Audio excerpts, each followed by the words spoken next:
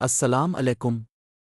اگر آپ کا دل کچھ ہلکا پھلکا ذائقہ دار اور جھٹ پٹ کھانے کو چاہ رہا ہے تو آج ہم بنا رہے ہیں restaurant style egg vegetable fried rice. سب سے پہلے پین میں تھوڑا سا تیل گرم کریں اور انڈوں کو فرائی کر کے الگ نکال لیں۔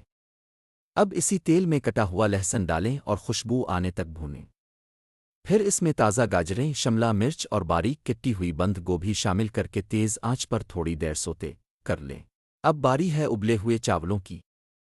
چاول شامل کریں اور ذائقے کے لیے سویا ساس، سفید سرکہ، تھوڑا سا نمک اور کالی مرچ چھڑک دیں۔ اوپر سے ہری پیاز اور ہمارے فرائی کیے ہوئے انڈے ڈال کر اسے اچھی طرح مکس کریں۔ بس 2 منٹ کے لیے اسے دم پر رکھیں تاکہ تمام ذائقے چاولوں میں ریچ بس جائیں۔ لیجیے، گرما گرم اور مزیدار فرائیڈ رائس تیار ہے۔ خود بھی کھائیں اور گھر والوں کو بھی کھلائیں۔